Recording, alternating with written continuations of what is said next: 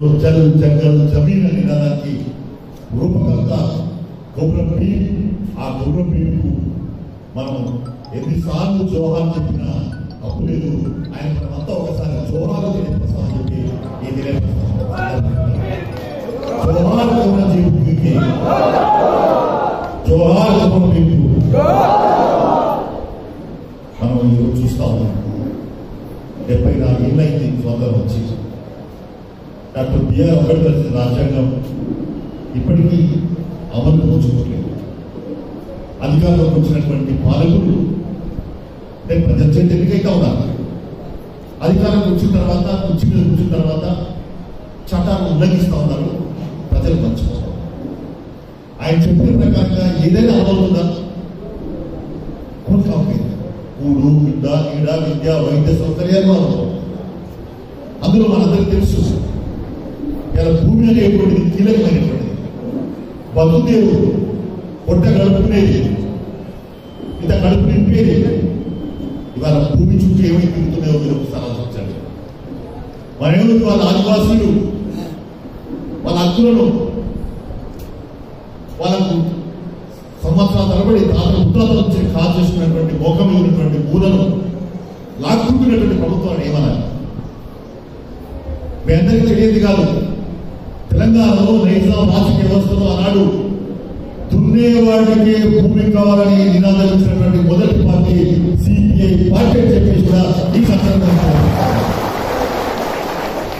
ఆ పోరాటం అది ఒక ఉత్తేజాన్ని, ఒక ఊపును ప్రజలను చైతన్యపరిచింది. అసలు ఎప్పటికీ ఛాలెంజ్ చేస్తా ఉన్నాను. దమ్ముంటే ఏడని చెప్పచ్చు, చేపల్లో చెప్పచ్చు. 10 లక్షల ఎకరాల భూమిని పంచినటువంటి చరిత్ర ఒక సిపిఐ పార్టీకి ఉందనే విషయాన్ని మనం మంచి భూములే ఇవ్వాలనుకున్నాం.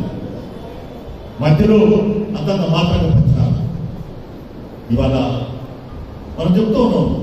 ఈ మధ్యనే కేసీఆర్ కొత్తగా తెలంగాణలో రెవెన్యూ చట్టాలు సవరణ తీసుకొచ్చారు, చట్టాలు ఇచ్చారు. నన్ను కూడా పిలిచాడే. నేను చెప్పాను, నేను మమ్మీలో మెమోరియల్ ఇచ్చాను. అసలు తెలంగాణ రెవెన్యూ చట్టాలు తప్పులు తడగరు, అనేక రుసులు ఉన్నాయి, అనేక లోపాలు ఉన్నాయి చెప్పాను. అందులో ప్రధానంగా అటవీ భూములు అనేక సంవత్సరాలుగా ఆదివాసీలు, ఎస్సీలు, బీసీలు, పేదవాళ్ళు కాల్ చేసుకున్న భూములు ఇప్పటికీ సర్టిఫికెట్ ఎందుకు పట్టలేదు. 2006లో అటవీ చట్టం వచ్చింది. ఎట్లా వచ్చింది? పార్లమెంట్ లో కమ్యూనిస్టుల పోరాటాల వల్ల సిపిఐ, సిపిఎం, ఇతర లెఫ్ట్ పార్టీలకు 61 పార్లమెంట్ సీట్లు ఉన్నాయి. అప్పుడు మనకు అధికారం ఇస్తామంటే, మంత్రులు ఇస్తామంటే మాకు మంత్రులు కాదు, మాకు ప్రజలు ముఖ్యం, మాకు ఆదివాసులు ముఖ్యం, మాకు అడవి ముఖ్యం, ప్రజలు ముఖ్యం అని చెప్పేసి మంత్రులు పదవి తీసుకోకుండా కనీస అవసర కార్యక్రమం పెట్టి ఈ అడవి భూములకు ఎవరికైతే భూములు కాల్ చేసుకుంటున్నారో, తాతలు ముత్తాతలు చుట్టారో వాళ్లకు సర్టిఫికెట్ ఇవ్వాలా అని చెప్పి పార్లమెంట్ లో పోరాడి అటవీ భూముల హక్కుల చట్టం తెచ్చినటువంటి పార్టీలు ఎర్ర జెండా పార్టీలు మాత్రమే అనే విషయాన్ని ఇక్కడ గుర్తు చేస్తా ఉన్నాను. ఆ చట్టాలు విఫలంగా ఉండేది అంటే చట్టాలకై పోరాటం, చట్టాలు అమలుకై పోరాటమా? ఎక్కువైపోతుంది ఈ కాలంలో. నరేంద్ర మోడీ ఈ మధ్య కొత్త చట్టాలు తెచ్చింది, వ్యవసాయ చట్టాలు. అవి నిజంగా నల్ల చట్టాలు, రైతులను పేదలను ముంచే చట్టాలు. ఒక్కొక్క చట్టం చెప్తే టైం లేదు, కానీ ఎంత చట్టాలని స్వేచ్ఛగా ఎక్కడ అమ్ముకోమంటాడు. సన్నకారు చిన్నకారులు అయితే 20 క్వింటాలు 30 క్వింటాలు పడితే ఎక్కడికి అమ్ముకుంటాడు? మార్కెట్ లో ఉంటాడు, మొత్తం తీసేస్తున్నారు. ఇప్పుడు చెప్పాడు కదా నిరంజన్ రెడ్డి వ్యవసాయ మంత్రి, మొన్న కేసీఆర్ చెప్పాడు ఇక కొనుగోలు ఉన్నది, వ్యవసాయం కొనుగోలు చేయరట. అంటే ఏం కావాలి రైతు? సన్నకారు చిన్నకారు భూమి పన్ను ఇచ్చేది భూమెట్టోడు ఆ రైతన్న అన్నదాత వెనుకని కొట్టి పనిచేస్తా ఉన్నారు, అన్నదాతకు సున్నం పెట్టే పనిచేస్తా ఉన్నారు. అందుకని మన ఈ పాలకులు దుర్నీతి ఏం చెప్పాలి? స్వేచ్ఛ అమ్ముకో, మార్కెట్ ఉండే, ఎఫ్సిఐ ఉండేది, సిక్సెప్ కార్పొరేషన్ ఉండేది, ఐకేపీ ఉండేది, కొనుగోలు ఉండేది, ఏది ఉండదు. ఎక్కడ అమ్ముకోగలుగుతాడు అనేది సమస్య. అందుకనే అర్థమైన పద్ధతులలో ఈ నరేంద్ర మోడీ దుర్మార్గమైన చట్టాలు తీసుకొచ్చి ప్రజలు మరి బదాలుగా తీసుకున్న పరిస్థితి. రెండవ చట్టం కార్పొరేట్ ఒప్పందాలు. అని మీరు ఎవరితోనైనా ఒప్పందం చేసుకుంటే కార్పొరేట్ సంస్థతో వాడు తింటాడు, అది మొలికెత్తినా నువ్వు ఫిర్యాదు చేసి మొలికెత్తుకున్నా ఫిర్యాదు చేసే అధికారం లేదు. పంటకి ధర ఉంటాడు. ఆ తర్వాత పంట వచ్చిన తర్వాత నాణ్యత మంచి లేదే ఈ ధర పెట్టినాయి అంటారు. అప్పుడు ఏం చేస్తావు? కనీసం కలెక్టర్ ఫిర్యాదు చేసే అధికారం చట్టం లేదు. అంటే ఇంత దుర్మార్గ చట్టం అవసరం. ఇక ప్రజా పంపిణీ వ్యవస్థ అది కూడా ఇది కన్జ్యూమర్స్ యాక్ట్ అనేది కొత్తగా వచ్చింది 1957. దాన్ని నరేంద్ర మోడీ దాన్ని రద్దు చేసి పరిచారు. అంటే ఎక్కడైనా ఎంత నిల్వ చేసుకో, పప్పులు ఎన్ని టన్నులు ఎన్ని క్వింటాలను పెట్టుకుని దానికి అర్థం లేదు. ఇవాళ ఎక్కువ ఉండదు, ఇంతకంటే ఎక్కువ పెట్టుకుంటే నేను కేసు పెడతాను, నేను మీడియాకి పెడతాను. ఇక కేసు లేదు అంటే ఎంత రాసుకుంటాడు. ఉల్లిగడ్డలు ప్రతి ఒక్కరు సృష్టిస్తాడు. 10,000 రూపాయల కిలో ఉన్నదని 150 అమ్ముకుంటాడు. పప్పులు కందిపప్పు పప్పులు అన్ని అమ్ముకుంటాడు, నూనెలు అమ్ముకుంటాడు. వాడు ఇష్టం ప్రకటన చేసుకుంటాడు. అంటే ఇక తోడు వ్యాపారస్తులకు మొత్తం ద్వారా తెచ్చేసి దాచుకో ప్రజలు ముంచుకో అనేటువంటి పత్రంలో నరేంద్ర మోడీ ప్రభుత్వం తీసుకొచ్చిన ఈ 3 చట్టాలని ఇవాళ దేశవ్యాప్తంగా రైతులు వ్యతిరేకిస్తూ ఉన్నారు, ప్రజలు వ్యతిరేకిస్తూ ఉన్నారు. మీరు చూస్తూ ఉన్నారు ఢిల్లీలో మొత్తం సరిహద్దులన్నీ కూడా ఎముకలు కొనుగోలు చర్యలో -డిగ్రీ చర్యలో కూడా రైతన్నలు ఎంత పెద్ద ఎత్తున ఉద్యోగం చేసుకుని చూడండి. 55 రోజులు అయితా ఉంది. ఇంకా వాళ్ళు ఏమంటారంటే 2023 ఎన్నికల వచ్చేదాకా కూడా చేస్తాం, అవసరం 2024 చేసుకుంటున్నాం. అంటే ఏంటి ఎంత చట్టాలు ఇద్దరు పంజాబ్ రైతులు, రాజస్థాన్ రైతులు, ఉత్తరప్రదేశ్ రైతులు, ఉత్తరాఖండ్ రైతులు, రాజస్థాన్ రైతులు మొత్తం వేల మంది లక్షల మంది జమైపోయి సీరియస్ గా ఉద్యోగం చేస్తాం. అందుకనే ఇవాళ మరి భూమి మొత్తం మాయమైపోతుంది.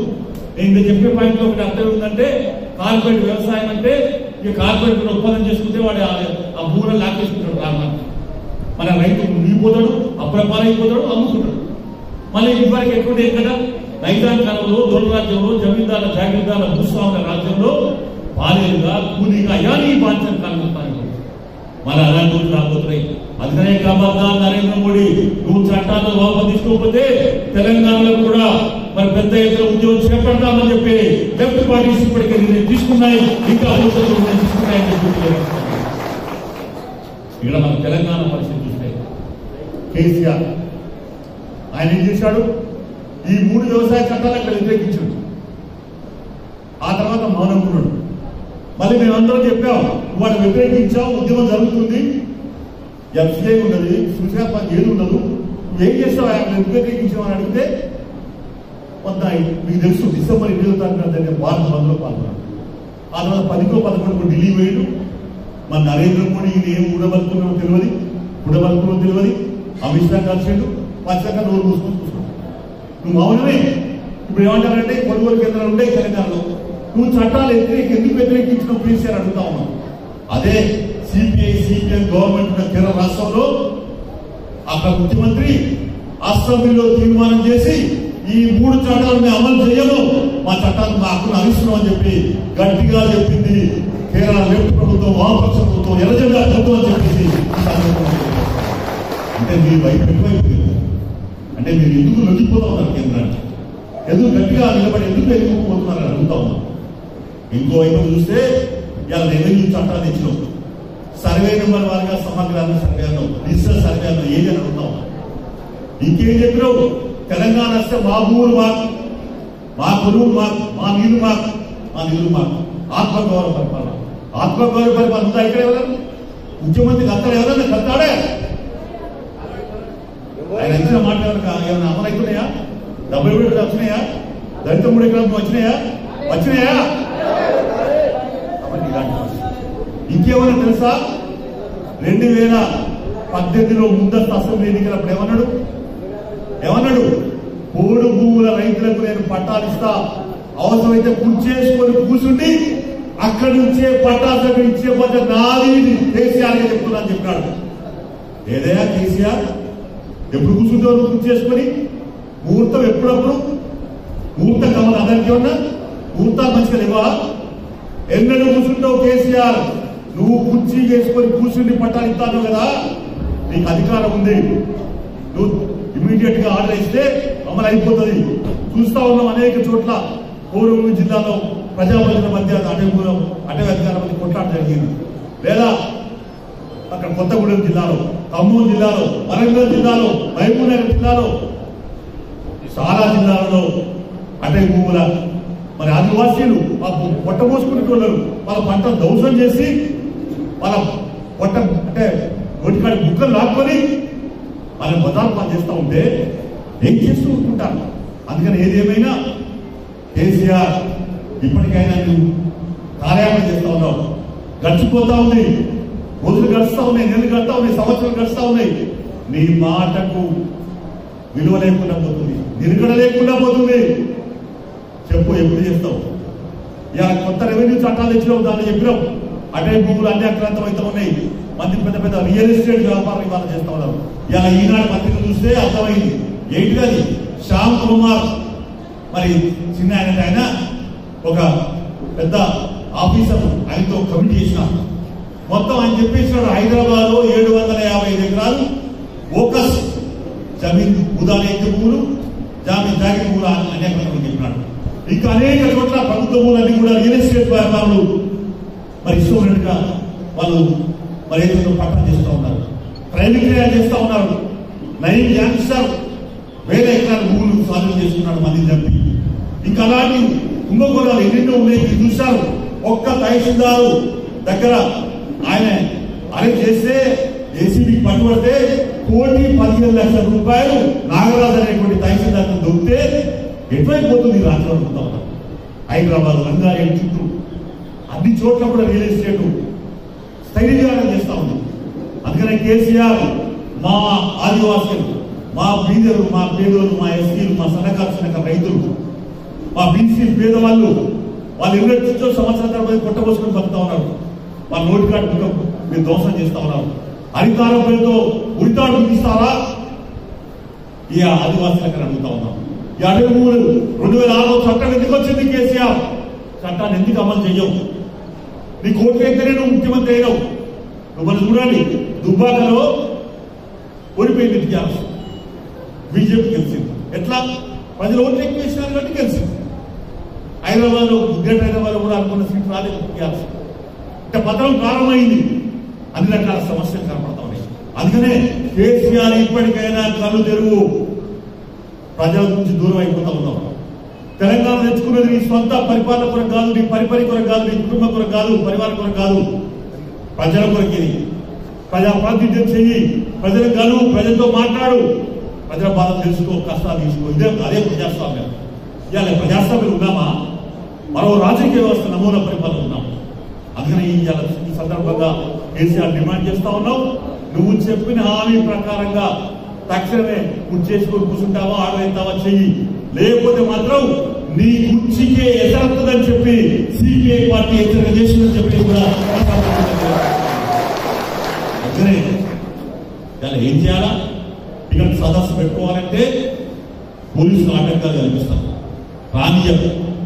అంటే డాక్టర్ బిఆర్ అంబేద్కర్ రాజ్యాంగము అంటే అడిగే హక్కున్నది, నిరసించే హక్కున్నది. ఇప్పటి వాళ్ళకి ప్రశ్నించే గొంతుకలు నొక్కే అధికారం ఎవరికి లేదు.